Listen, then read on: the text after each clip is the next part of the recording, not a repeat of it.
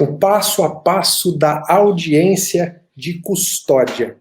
Porque você deve se preparar para a audiência de custódia, mesmo que você não atue na área penal. Se você atua na área penal, você já sabe que essa audiência é uma audiência fundamental. Agora, mesmo que você não atue na área penal e nem pretenda atuar, por que que essa audiência você tem que se preparar e tem que conhecer em detalhes? Por quê, meu amigo?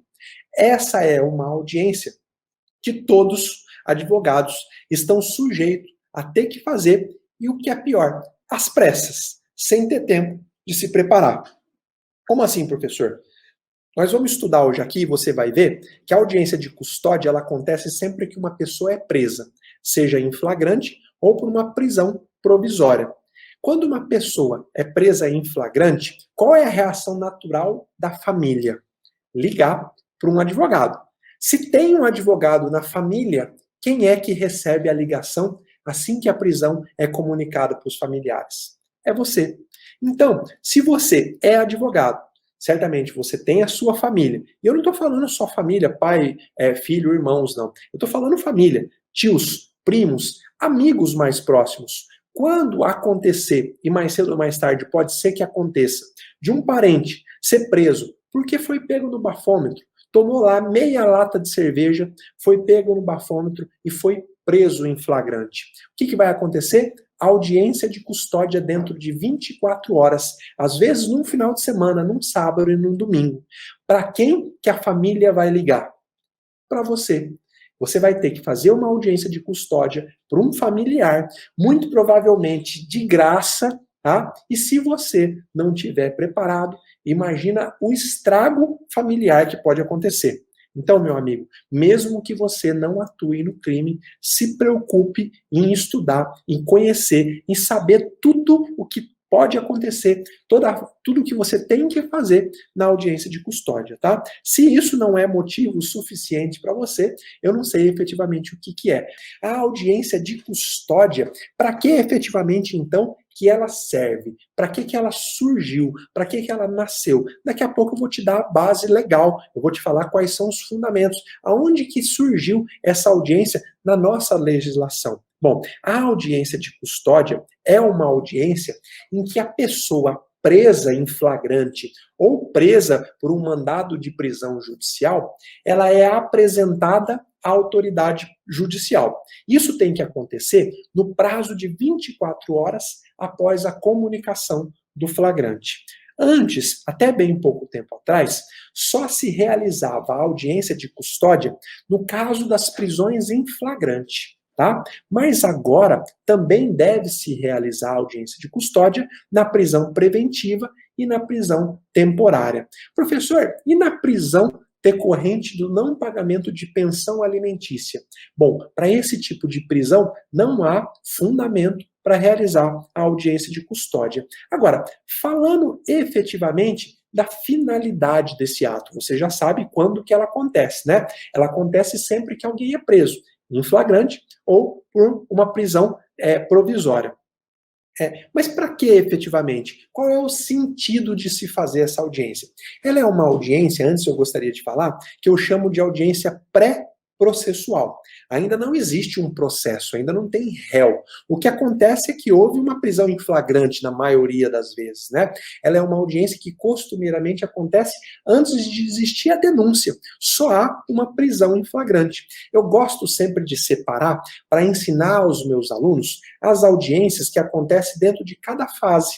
Você vai ver que dentro do processo do procedimento criminal existe essa audiência que é pré-processual, mas existem outras também. Por exemplo, no juizado especial tem a audiência preliminar, que é uma audiência onde se tenta um acordo entre lá a vítima e o acusado, naqueles casos em que há acordo, onde se faz a proposta de suspensão condicional do processo, são audiências processuais. A audiência de custódia está nessa categoria. Tem audiências que acontecem dentro da fase de conhecimento, a audiência de instrução e outras audiências do crime. E também tem audiências que acontecem depois da sentença. São as audiências da fase de execução da pena. Eu só fiz essa introdução para te mostrar que a audiência de custódia, na grande maioria das vezes, ela acontece quando ainda não há processo. É uma fase de inquérito, só há a prisão em flagrante.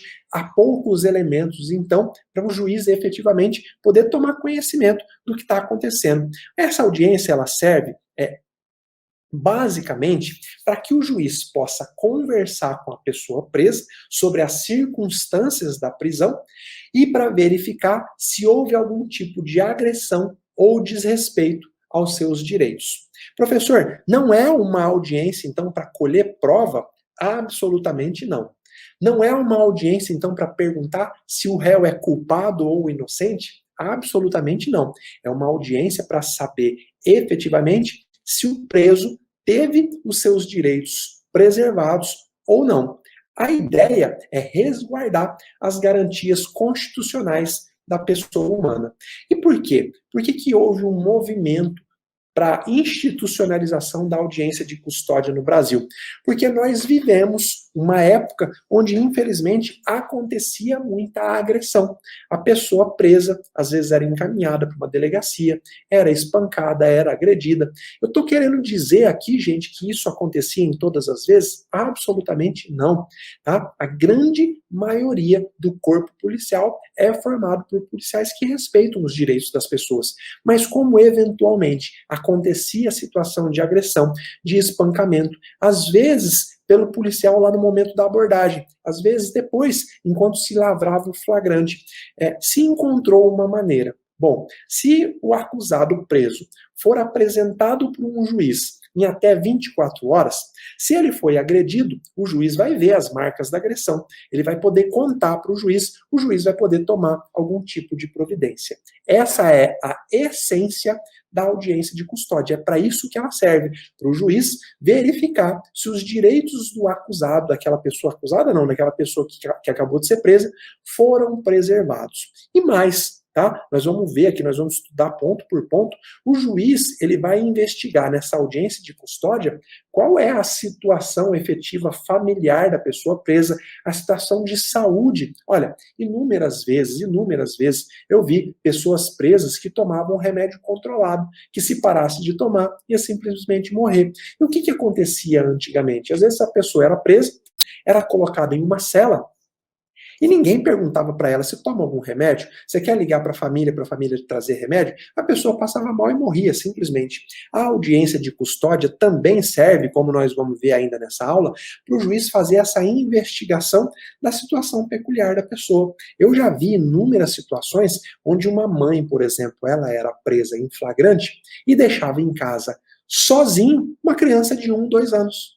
A polícia chega lá, prende em flagrante, se não aparece um vizinho ou algum parente para ficar com a criança fica sozinha na sala.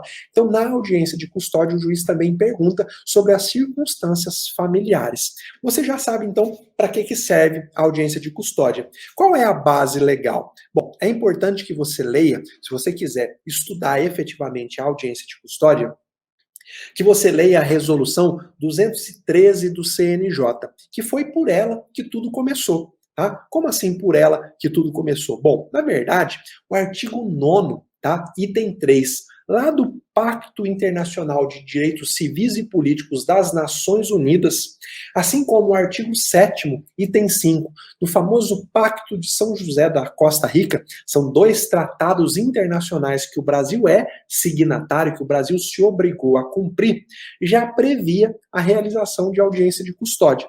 Mas na prática essa audiência não acontecia. Então o Brasil era signatário de 2 tratados que tinha a previsão da pessoa presa ser apresentada por uma autoridade judicial em até 24 horas, mas efetivamente isso não acontecia.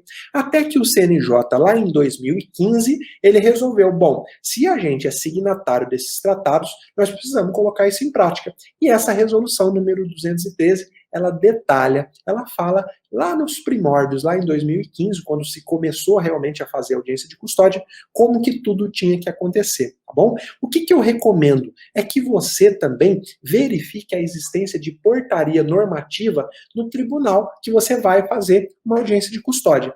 Então, eu moro em São Paulo. Muito provavelmente, se eu for fazer uma audiência de custódia, vai ser aqui em São Paulo. Entra no site do Tribunal de Justiça de São Paulo e pesquisa por qualquer ato normativo relacionado à audiência de custódia. Por quê? Porque lá ele pode dar um maior detalhamento, tá? É a lei, é a norma local que vai dar alguns detalhes que não existe na norma geral, tá bom? O pacote anticrime, né, uma alteração legislativa do Código de Processo Civil, ele trouxe pela primeira vez, ele verbalizou, surgiu no nosso texto normativo a previsão da audiência de custódia. Como eu disse, até anteriormente a isso não havia. Havia a previsão em tratados internacionais e numa resolução do CNJ. Mas agora, o artigo 287 do Código de Processo Penal fala da audiência de custódia no caso das prisões na prisão preventiva ou temporária, e o artigo 310 do CPP fala da audiência de custódia no caso da prisão em flagrante. Então essa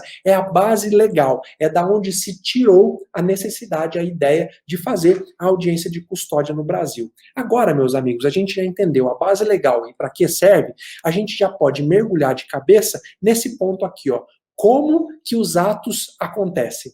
Então, eu fui chamado para participar de uma audiência de custódia. Professor, ilumina essa sala para mim. Me fala como tudo vai acontecer lá, para que eu não caia em nenhum buraco, para que eu não caia em nenhuma armadilha. É isso que eu vou fazer agora. Eu vou te mostrar como tudo acontece lá na audiência de custódia. Como tudo acontece? Após receber o auto de prisão em flagrante, e aí é o que fala a resolução do CNJ e também a norma do CPP. Assim que recebe o auto de prisão em flagrante, no prazo máximo de 24 horas após a realização da prisão, o juiz deve promover a audiência de custódia. Então, a primeira pergunta, qual é o prazo, então, para o juiz designar uma audiência de custódia? 24 horas após ele receber a comunicação do flagrante. Então, a pessoa foi presa em flagrante hoje, quarta-feira. Dentro de 24 horas, a autoridade policial tem que comunicar ao juízo. Então, ele pode até 24 horas comunicar ao juízo. A partir do momento que o juízo recebe a comunicação do flagrante, ele tem 24 horas para marcar a audiência de custódia. Veja como tudo acontece muito rapidamente. Prisão de flagrante, comunicação em 24 horas, designação da audiência, aliás, realização da audiência, né, dentro de 24 horas. Até bem pouco tempo atrás, se dispensava a realização da custódia nos finais de semana. Aquela pessoa que era presa na sexta, no sábado ou no domingo, acabava sendo ouvida na segunda-feira. Mas agora, na grande maioria das comarcas do país, a audiência de custódia está sendo realizada dentro do final de semana. Então você pode sim ter que ser chamado a colocar seu terno, sua gravata e ir para o fórum fazer uma audiência em pleno sabadão, em pleno domingo. Por isso que eu digo também que o advogado, coitado, é um dos profissionais que praticamente não tem folga, não tem final de semana. Porque se você está lá no meio de um churrascão, tomando uma cerveja e liga um parente que foi preso e tem uma audiência de custódia, você tem que ir lá. Você tem que estar sempre preparado para tudo ou ter um colega para você delegar, para você pedir uma ajuda, né? Mas efetivamente você precisa estar preparado, tá bom? Professor, e se esse prazo de 24 horas não for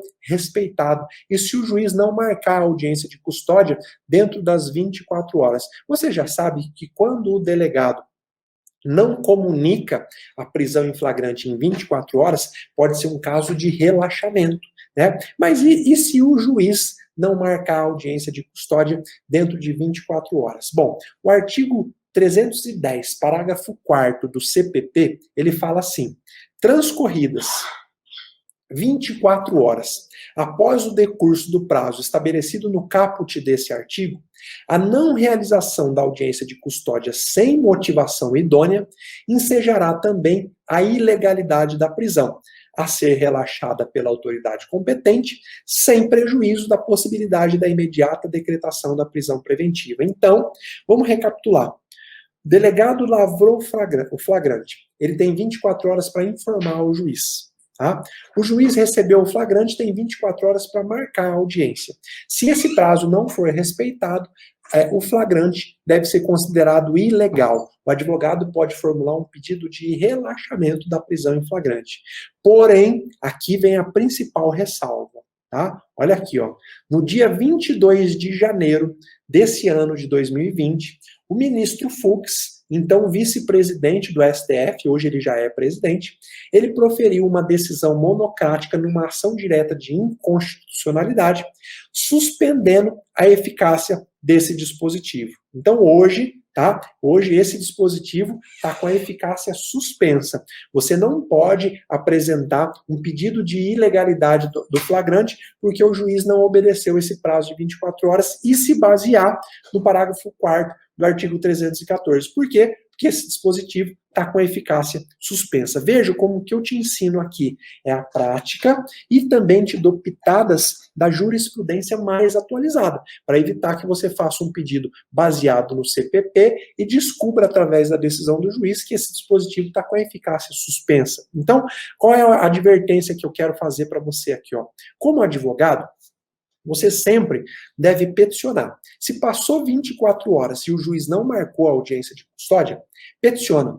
Exija a realização da audiência no prazo que está lá na lei, ou pelo menos uma motivação para não realização. Porque às vezes pode existir uma motivação, né? Agora, por que você tem que fazer isso? Porque se essa audiência demorar muito para acontecer, os vestígios de agressão podem sumir. Então, se o seu cliente foi agredido, tomou um soco no olho, e demorar 5 dias para fazer a audiência de custódia, a marca, o roxo vai sumir. E aí não vai adiantar ele chegar lá na audiência e falar para o juiz que ele foi agredido, se ele não tem mais nem marca no corpo. Então, peticiona. Exige que o seu cliente efetivamente se submeta à audiência de custódia. Professor, para quem que eu peticiono? O juiz de plantão. Sempre há um juiz de plantão. Em alguns estados, criou-se o juízo das audiências de custódia. E aí é um juízo específico. E aí você vai peticionar para esse juízo. Lembra que eu te falei que você sempre deve procurar o ato normativo do seu tribunal referente à audiência de custódia? Serve justamente para você descobrir isso. Se há um juízo único que faz a audiência de custódia, aqui no meu estado não há. Aqui no meu estado, eu posso, por exemplo, sendo juiz de uma vara civil, me inscrever entre o rodízio dos juízes que fazem as audiências de custódia. E aí eu vou fazer essas audiências de custódia fora do horário normal do expediente, tá? Agora, eu quero, por que é bom você ter esse mapa mental que eu estou usando aqui na aula? Porque olha aqui que eu coloquei nesse mapa mental. Acabei de colocar aqui um HC julgado pelo STJ, onde o STJ decidiu pela liberdade de um preso pela não realização da audiência de custódia. Então, a audiência não foi realizada, a parte peticionou, o juízo não marcou a audiência, ele impetrou um HC no STJ e o STJ entendeu pela liberdade do cliente. Professor, e se a pessoa que tiver que ser apresentada para a autoridade policial, estiver internada? Bom, às vezes acontece, né? No meio de uma perseguição policial, o acusado, ele cai de uma moto, eu já vi isso acontecer várias vezes, cai de uma moto, quebra a perna, vai para o hospital. E aí, como que o juiz vai fazer a audiência em 24 horas se a pessoa está lá no hospital, não pode ser transportada? Bom, a resolução fala que o juiz pode fazer a audiência lá no hospital ou logo após a alta. O que você, advogado, vai exigir se efetivamente tiver vestígio de agressão no seu cliente? Você vai exigir, vai peticionar para que a audiência aconteça lá no hospital, para que não sumam os vestígios, tá? Agora, pode ser que o juiz, ele entenda que não é o caso, e ele vai fazer só depois da alta, e aí nesse caso, o que eu recomendo? Que você registre fotograficamente, filmando a situação clínica do seu cliente. Ou, no mínimo, você peticione para que o seu cliente passe por um exame de corpo de delito. Ó, excelência, tudo bem, a audiência de custódia não vai acontecer agora, mas o meu cliente tem que ser submetido a um exame de corpo de delito.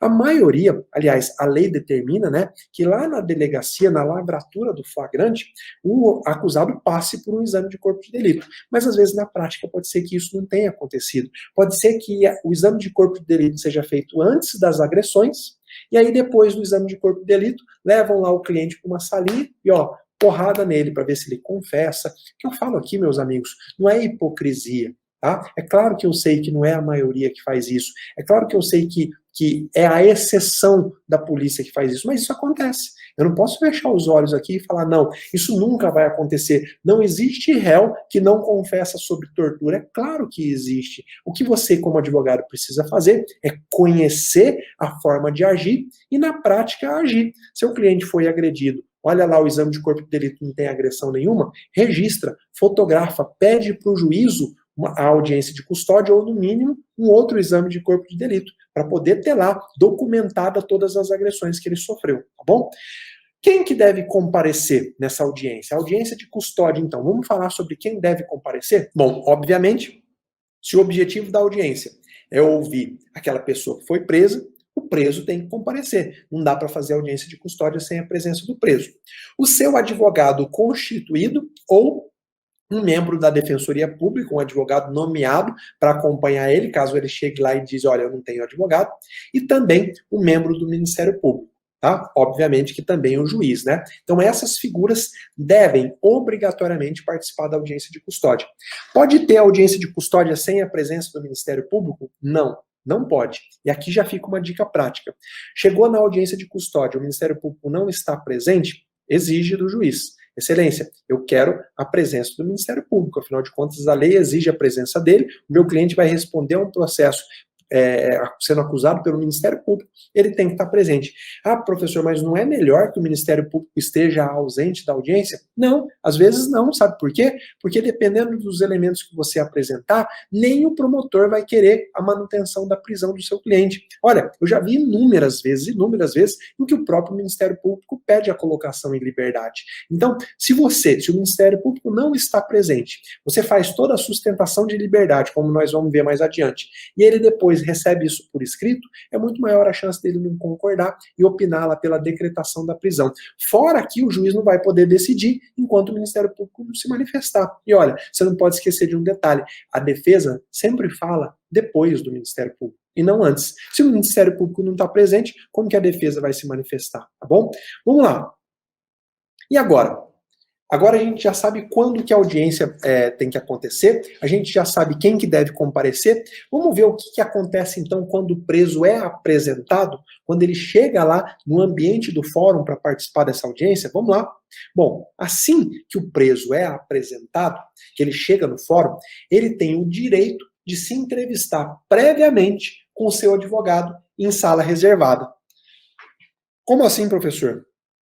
Bom, como advogado, você sempre deve exigir que o seu cliente tenha a oportunidade de conversar com você em um local onde não haja outras pessoas, tá? Onde outras pessoas não escutem.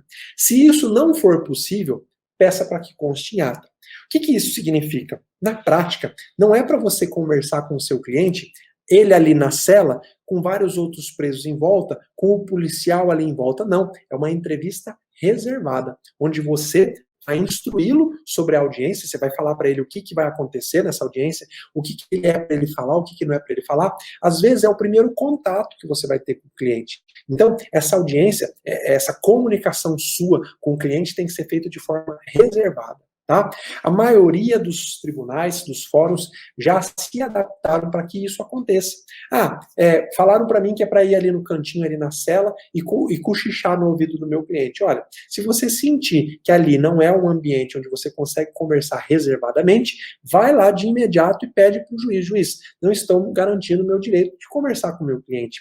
Se tiver policial por perto, mais ainda. Sabe por quê? Porque se aqueles policiais foram os que agrediram o seu cliente, você acha que ele vai ter coragem de te contar ali na frente? Pode ser que ele não conte, pode ser que ele se sinta ameaçado. Então, como advogado, exija, tá? Exija. E se você já sabe que em determinado fórum não há essa possibilidade dessa conversa separada, fale com a OAB. Fale para que a OAB diligencie junto à corregedoria para que o juiz diretor do foro providencie esse espaço, tá? Isso é garantia legal, não é invenção, não é frescura não, tá? É exatamente aquilo que a lei prevê. E olha, a gente não pode esquecer, tem gente que pensa assim, nossa, mas para que garantir tanto direito aí se o cara é um bandido? Para que garantir tanto direito se ele cometeu um estupro? Vocês não podem esquecer que o processo penal não vive só de culpado. Também tem muito inocente acusado no processo penal. Se não tivesse, não teria absolvição. Então, o processo, ele é a regra do jogo.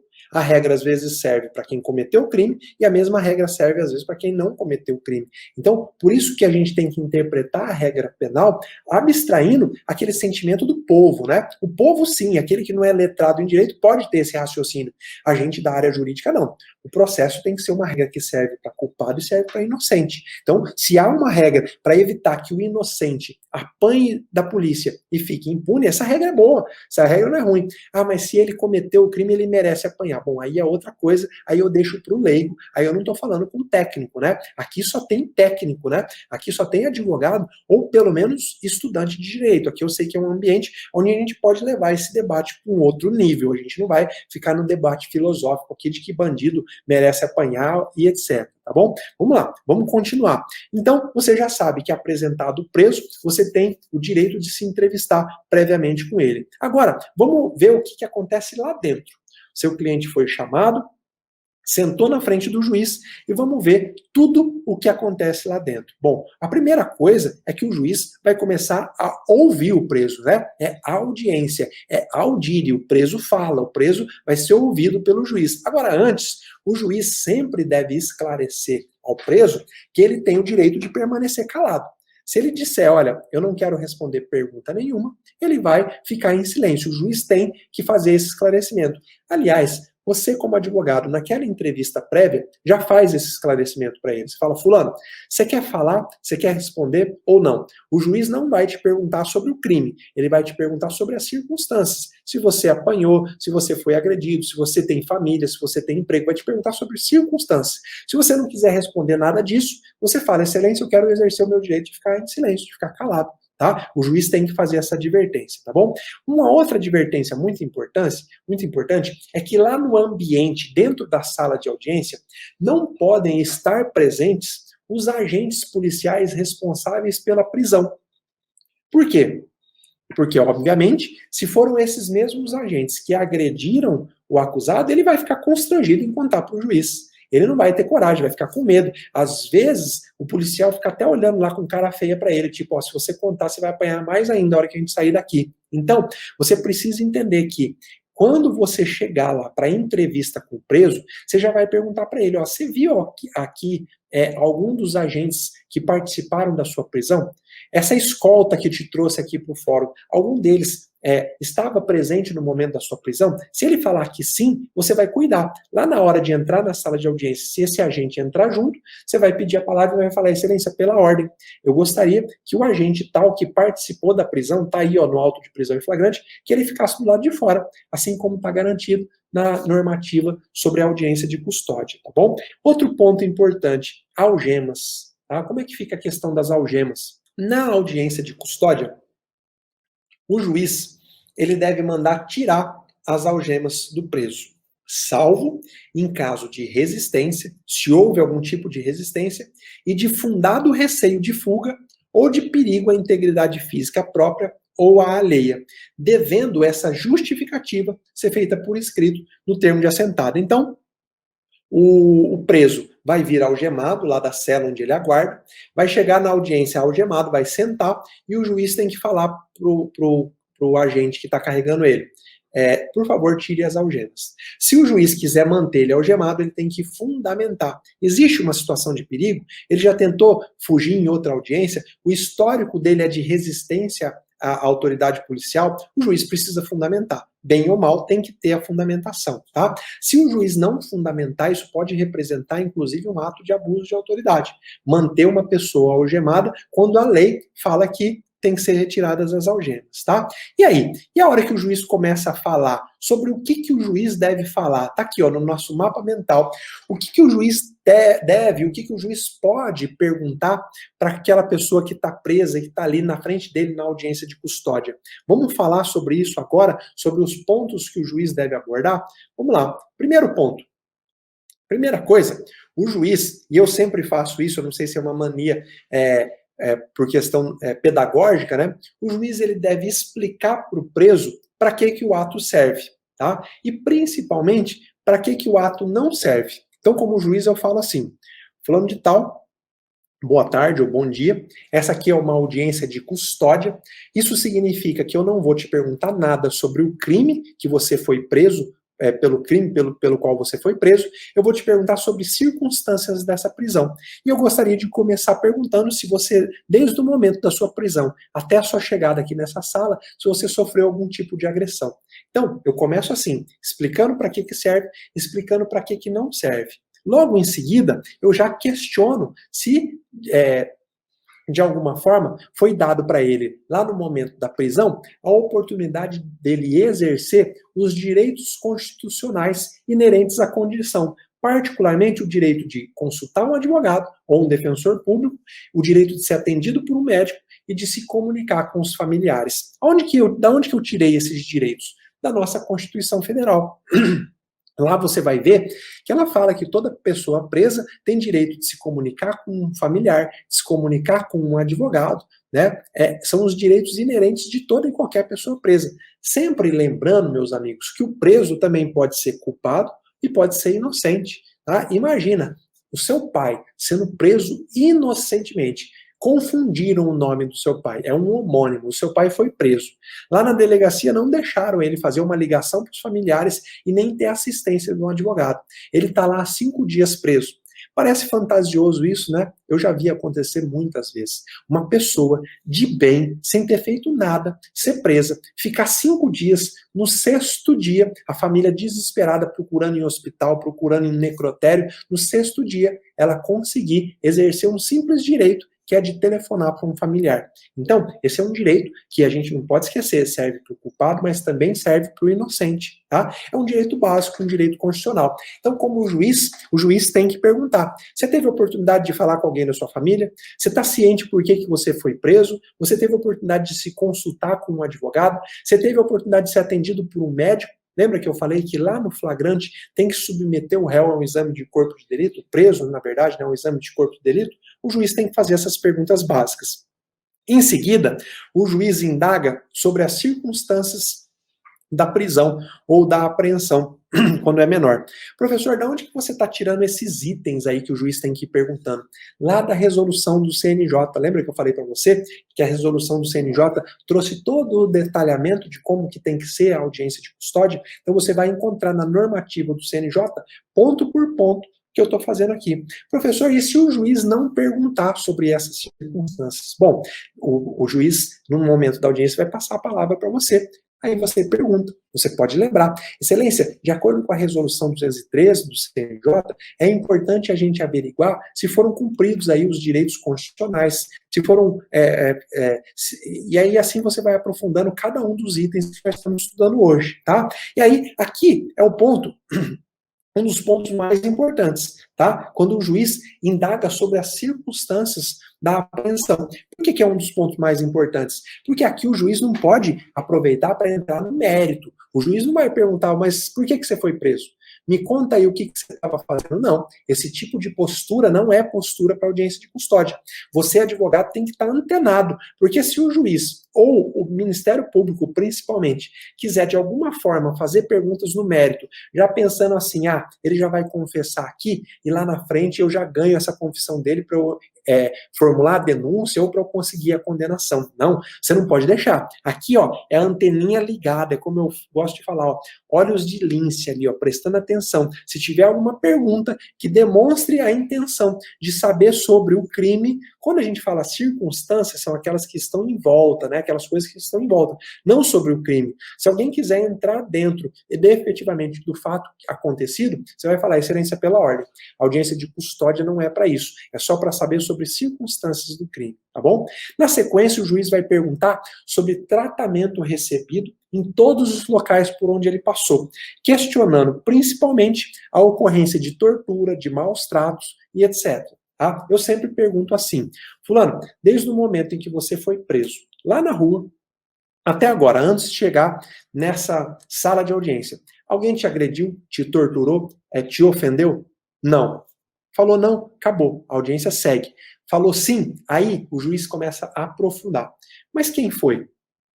Você lembra o nome? Você viu o nome? Ah, não, não vi. Você consegue descrever ele para mim? E aí ele vai descrevendo como que foi essa agressão. Foi lá na rua? Às vezes o preso sofre agressão mesmo, mas dos populares, né? Você já viu aqueles casos em que a pessoa tenta furtar, é pega pela vítima e vem a população e ó, surra. Às vezes a agressão, as marcas que ele tem no corpo, surgiram dos populares. Então o juiz começa a investigar as agressões. E se ele falar que ele não foi agredido, mas ele está lá cheio de marca no rosto, eu investigo. Por que você não está querendo contar? De onde que foram essas marcas? Você está com medo de contar?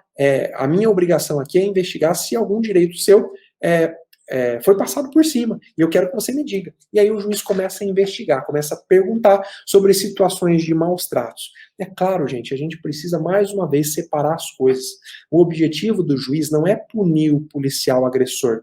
É óbvio que se o policial agrediu, ele tem que ser punido. Isso aí está na lei. O juiz tem que ter a obrigação de garantir minimamente as condições da pessoa que foi presa. Ah, professor, eu não concordo porque bandido é isso e aquilo. Bom, como eu já disse, essa é uma discussão filosófica, não é uma discussão prática. Você já percebeu que nas minhas redes sociais, nas minhas aulas, eu te ensino a prática? Se você quiser aprender filosofia, eu te indico 10, 15, 20 autores perfeitos que você pode comprar um livro e ler. Se você quiser estudar criminologia, a ciência criminal, eu te indico inúmeros autores para você pensar no estado que a gente quer viver. A gente quer um estado policialesco, a gente quer um estado que protege muito mais o bandido ou a vítima. Essa é uma outra questão. O que eu te ensino é a prática, para você chegar na sala de audiência e saber como agir, saber como se portar, tá bom? Então, vamos comigo nessa toada que a gente ainda tem muita coisa para falar e nós já passamos de 1 hora de live, beleza? Vamos lá. Então, nesse momento, o juiz pergunta sobre o tratamento e depois o juiz tem que perguntar se houve a realização do exame de corpo de delito. No caso de não ter havido, o juiz de imediato tem que determinar que ele saia da audiência e vá fazer o exame de corpo de delito. Mesma coisa na situação de agressão. Se ele relatou a agressão e ele deu o detalhamento para que seja possível identificar o agressor, o juiz também vai determinar as providências cabíveis. Quais providências são essas, professor? Bom, se a agressão foi por parte da polícia militar, por exemplo, o juiz vai extrair peça de tudo, inclusive do termo, e mandar para a corregedoria da polícia militar. Alguns estados criaram um órgão que é composto pela Polícia Militar, pela Polícia Civil e pelo Ministério Público, cujo objetivo é só investigar essas situações de tortura, de maus tratos. O juiz manda para esse órgão. E também o juiz pode e deve mandar para o próprio representante do Ministério Público. Afinal de contas, tortura é um crime, né? É um crime de ação penal pública incondicionada. O Ministério Público, se tiver elementos concretos, pode pegar aquilo e já denunciar uma pessoa. Então o juiz toma as providências cabíveis quando é relatada uma situação de agressão. E também, para que essa agressão não suma, tem que ser realizado o exame de corpo de delito. Aqui está uma coisa muito importante e que eu não posso deixar de frisar com vocês, é que o juiz tem que se abster de formular perguntas com a finalidade de produzir prova para a investigação ou para a ação penal. Tá? O juiz não pode perguntar nada sobre os fatos, objetos do auto de prisão em flagrante de maneira nenhuma. Nem o juiz, nem o promotor e muito menos o defensor, né? Você não vai perguntar lá para o seu cliente, você de fato estava com a droga no momento do acidente? Fala aí para o juiz. Não, nada disso. Esse não é o momento para isso, tá bom? E aí, o juiz também deve perguntar circunstâncias pessoais. Ele vai averiguar, através de perguntas e visualmente, hipótese de gravidez, existência de filho ou de dependente que esteja sob o cuidado daquela pessoa que foi presa, histórico de doença grave, incluindo aí transtornos mentais, dependência química, para analisar o cabimento de encaminhamento aí assistencial, da concessão da própria liberdade, né? Às vezes, você sabe, se você advoga no crime, você sabe que a jurisprudência praticamente segmentou que quem tem filho menor, a preferência é para que a prisão se dê de forma domiciliar, salvo, obviamente, se for aquelas pessoas reincidentes e com perigo, né? Na maioria das vezes, o juiz investiga e descobre ali na audiência de custódia que aquela pessoa tem 2, 3 filhos em casa de 1, 2, 3 anos que tiveram que ficar com a vizinha Porque a mãe foi presa. É um elemento que o juiz tem que investigar ali na audiência de custódia. Remédio é muito importante, uso contínuo. Às vezes a pessoa faz tratamento, várias vezes eu já peguei pessoas que fazem tratamento, por exemplo, para HIV, que se ficar sem tomar o coquetel, pode piorar e virar óbito, né? Tuberculose também já aconteceu. Então, o juiz indaga sobre isso e determina para que seja providenciada a medicação. Se for o caso, oficia para a entidade de saúde do município para que a medicação possa ser levada ou algum familiar possa encaminhar a medicação. Por isso que essas perguntas são de extrema importância, tá bom? E logo após o juiz ouvir o preso, o que o juiz faz? Ele passa a palavra para o Ministério Público e para a defesa. Para quê? Para perguntar exatamente sobre essas mesmas circunstâncias. Lembra e não tira da sua cabeça. Você não pode deixar o Ministério Público entrar na colheita da prova. Às vezes o Ministério Público fala, bom, se o advogado cochilar, eu já vou colher provas aqui para minha denúncia, ou já vou colher provas efetivamente para eu pedir a condenação lá na frente. Você não pode permitir, tá? E você também não pode fazer nenhum tipo de pergunta impertinente.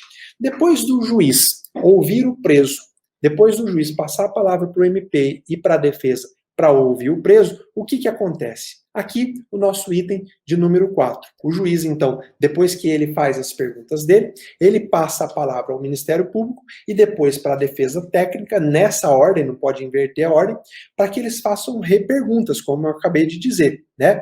Permitindo-lhes em seguida, ou seja, depois que o juiz termina a oitiva do preso com as reperguntas das partes, ele permite novamente ao Ministério Público e à defesa formular os pedidos que eles entenderem cabíveis. Tá?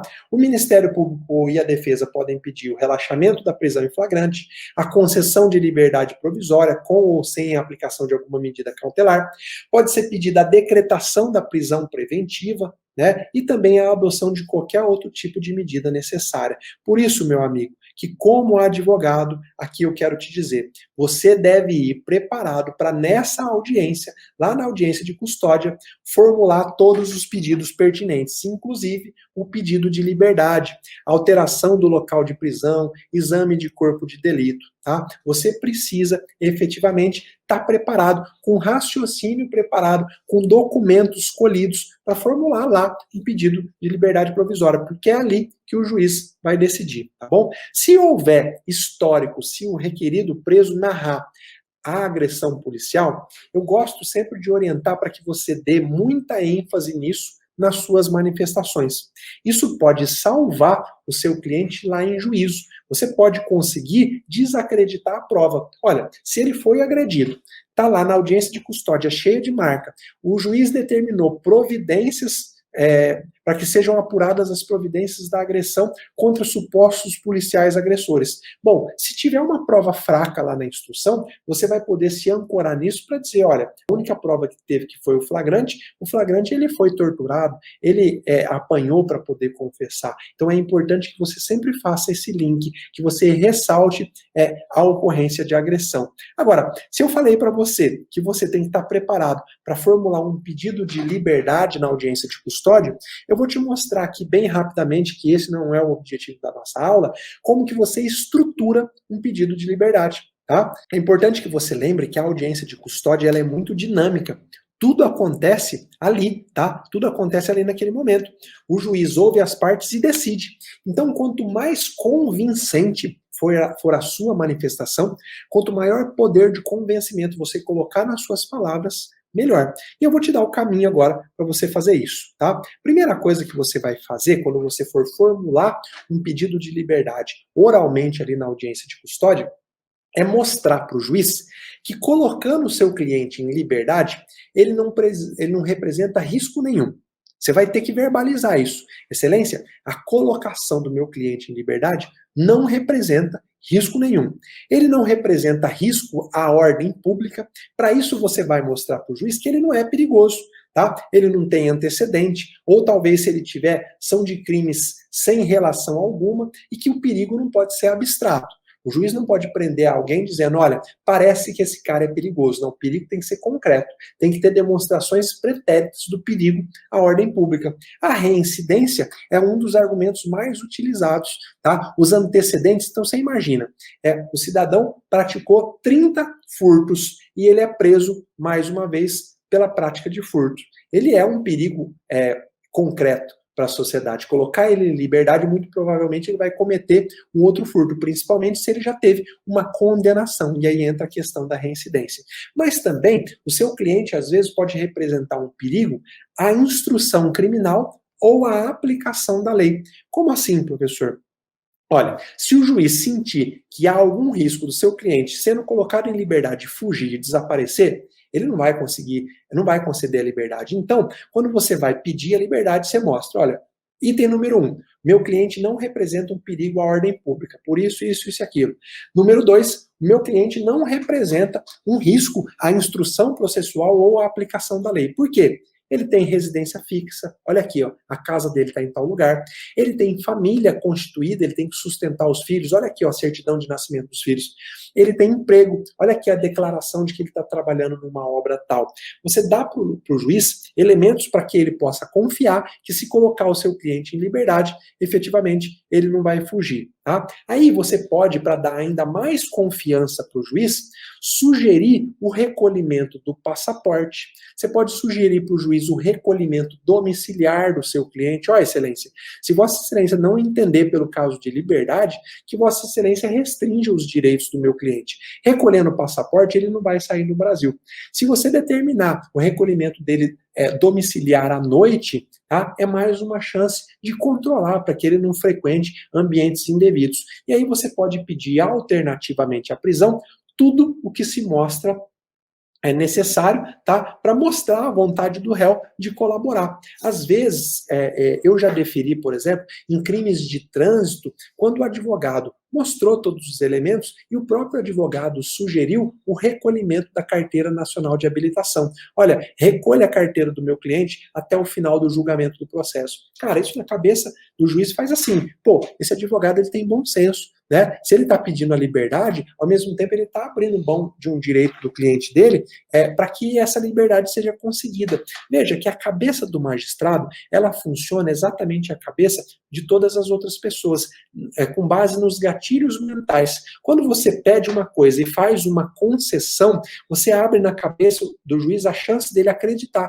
que o que você está dizendo é efetivamente verdade. Pô, ele está com boa vontade, ele quer ir para a liberdade, mas ele está aceitando uma liberdade mais restrita, com um recolhimento domiciliar noturno, por exemplo, com a proibição de frequentar determinados estabelecimentos, por exemplo.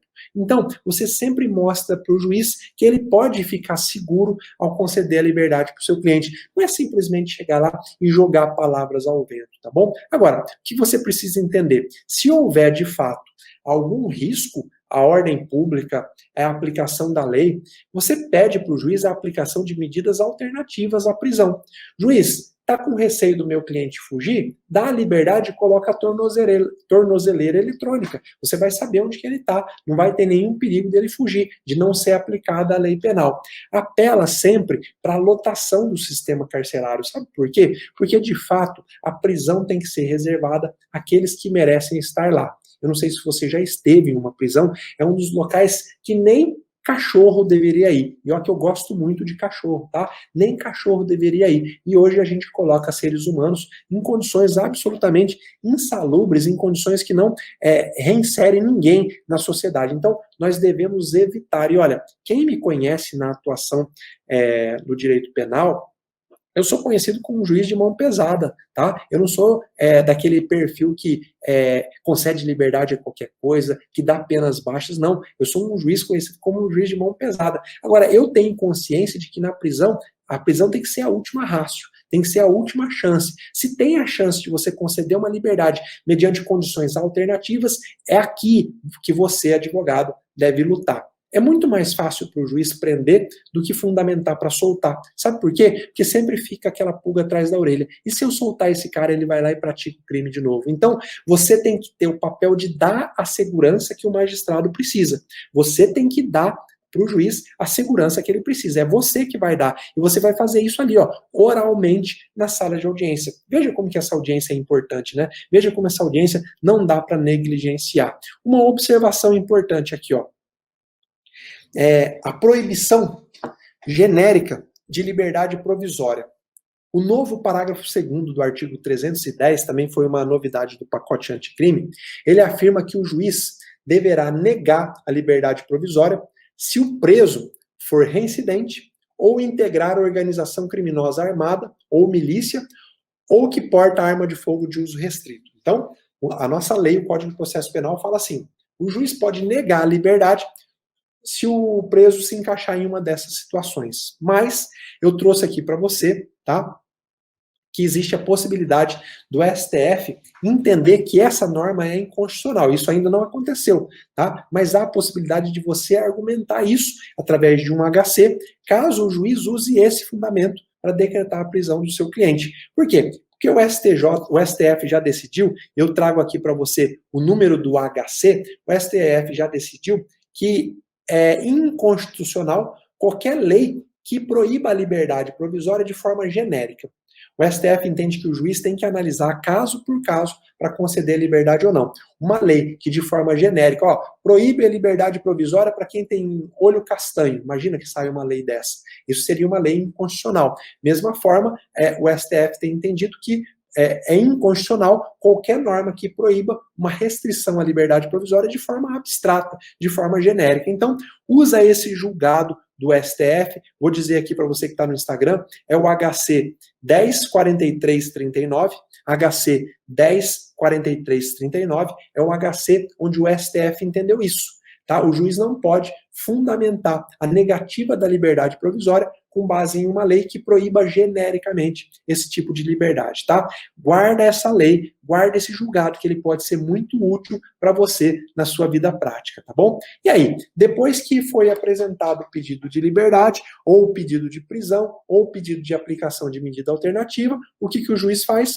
O juiz decide sobre os pedidos das partes, tá? O final da ata da audiência de custódia deve ser onde o juiz toma todas as decisões, manda oficiar para órgão tal, manda realizar exame de corpo de delito e decide se a parte vai ficar presa ou não. Professor, pode o juiz decidir depois da audiência? Pode, não há problema, desde que ele o faça num prazo razoável aí de 24 horas. Às vezes, a pauta da audiência de custódia está lá entupida. Foram presos lá dezenas de pessoas. Eu já passei por isso, tá? Eu já fiz em uma manhã 20 audiências de custódia. E é óbvio que você não consegue fazer com qualidade quando você tem muita quantidade. Então, às vezes, eu preferia decidir depois. Eu colhia todos os elementos e dizia, até o final da tarde, a decisão está pronta. E aí, com isso, eu ouvia todo mundo, liberava todo mundo para que eles não ficassem esperando lá no fórum por muito tempo.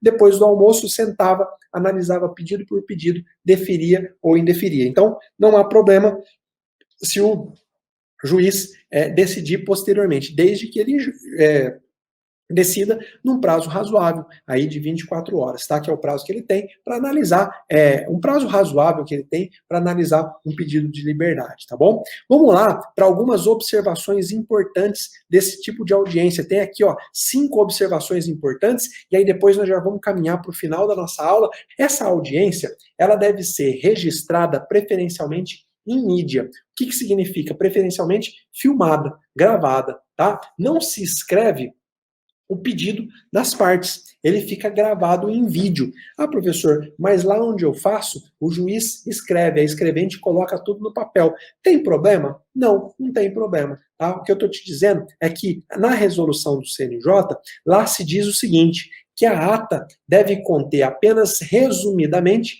a deliberação fundamentada do magistrado quanto à legalidade ou manutenção da prisão. Ela dá a entender, então, que tudo deveria ficar apenas gravado. E para quê? Para agilizar o ato, tá? Mas isso não tem muita implicância prática, não. O que importa é efetivamente que os seus pedidos conste, né, seja de forma gravada ou de forma registrada, tá bom? Outro ponto importante, havendo a declaração daquela pessoa que foi presa, de que ela foi vítima de tortura ou de maus tratos, ou entendimento, se houver algum tipo de entendimento ali por parte do juiz, que há indícios da prática de tortura, o juiz deve determinar o registro dessas informações. Isso não pode passar batido de maneira nenhuma e, principalmente, o juiz tem que registrar em ata as providências que ele tomou. Você, como advogado, a hora que o juiz passar a palavra para você, você tem que formular perguntas que identifiquem o agressor, tá? Por quê? Porque o juiz, como eu já disse, ele vai determinar o encaminhamento de peças para apuração de efetivamente a responsabilidade daquele que agrediu. Se o seu cliente, meu amigo, aqui eu vou falar uma coisa que pode ser, pode custar caro para muita gente, eu sei que muita gente não vai gostar, tá? Se o seu cliente efetivamente não merecer a liberdade, seja coerente e não força a barra. Pede uma medida cautelar alternativa. Você vai ficar bem aos olhos do juiz. Ah, professor, que absurdo, eu não quero ficar bem aos olhos do juiz, que bobeira é isso que você está falando, eu quero defender o meu cliente. Meu amigo, isso vai de duas coisas. Primeiro que país que você quer viver?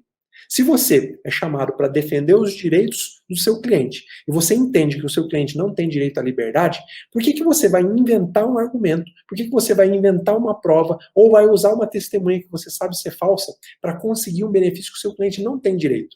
Então veja, se você quer viver num país bom, onde as pessoas respeitam a lei, onde não vale tudo para conseguir aquilo que a gente quer, isso tem que valer na sua advocacia também, tá? Você estabelece com o seu cliente limites. Você fala para ele, ó, você é reincidente, 3 vezes reincidente em um crime de estupro.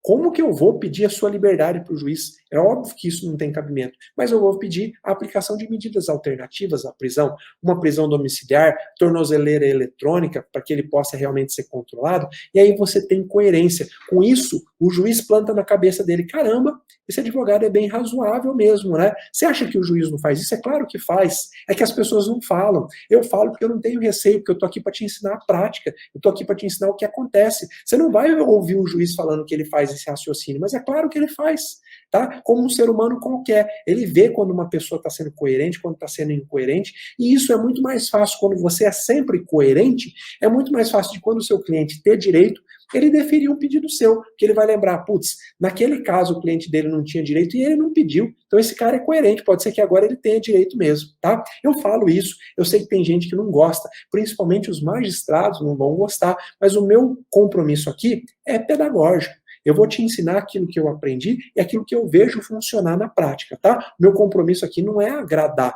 Se fosse agradar, eu ia ficar falando aqui só de questões lindas, né, bonitas, mas eu falo daquilo que é difícil também, tá bom? Vamos lá, mais uma observação importante. Você, obviamente, nunca vai fazer perguntas relacionadas ao mérito, porque ela vai ser indeferida, isso eu já falei, e há um detalhe agora sobremaneira importante. Essa audiência, professor, a audiência de custódia, eu deixei para o final, porque é um ponto bem polêmico, tá?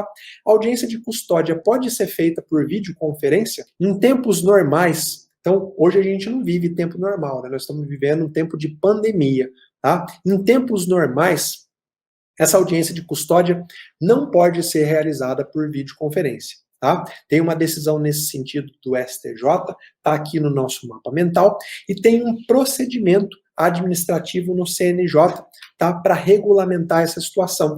E nesse procedimento já foi dito que, em tempos normais, essa audiência não pode ser feita por videoconferência.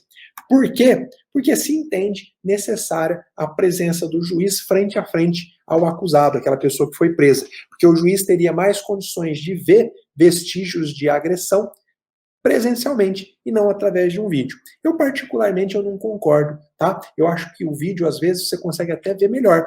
Basta que você estabeleça um critério para fazer isso. Olha, a hora que o juiz pergunta se houve efetivamente a agressão e o acusado, o preso, dizer, olha, de fato, olha aqui, ó, eu apanhei aqui, tem marca nas minhas costas, tem marca no meu rosto, bastaria que essa pessoa fosse levada para um ambiente separado e que alguém filmasse e o juiz vai estar vendo, às vezes até de uma forma melhor do que ele vê presencialmente. Numa audiência presencial, quando o réu fala que foi agredido, eu não levanto da minha cadeira, vou lá perto dele e começo a examinar o corpo dele. Não é assim que acontece, né? Por que que na audiência virtual a gente não pode usar a tecnologia a favor disso também? Então, não só por essa razão, mas por muitas outras, eu não concordo efetivamente que a audiência não possa ser realizada por videoconferência. Mas hoje você já sabe, a posição do CNJ e do STJ é no sentido de que não pode, tá?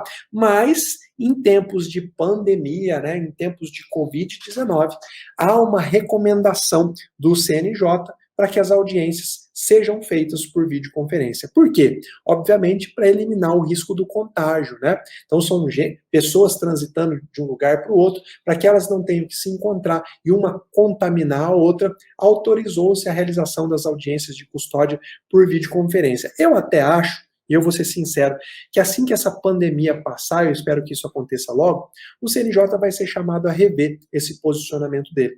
É muito mais fácil você usar boas tecnologias para registrar efetivamente marcas de hematoma, qualquer tipo de agressão, do que você ter que movimentar todo o aparato para fazer uma audiência presencial, sendo que a audiência pode acontecer à distância. Imagina que lá na delegacia ou lá no presídio se garanta efetivamente a presença do advogado, se o advogado quiser ir lá, né? Às vezes o advogado quer ir lá, o advogado quer assistir do próprio escritório dele. Eu acredito que a economia, e eu não falo de economia só financeira não, mas falo economia de tempo, economia financeira, economia de energia, vai compensar esses defeitos que as pessoas ainda verificam na audiência de custódia, tá? Mas você já sabe que hoje há a recomendação número 62 para que os magistrados em caráter excepcional, durante o período de restrição sanitária, faça audiência de custódia por videoconferência, tá bom? É isso aí, fica com Deus, um ótimo dia, um abraço.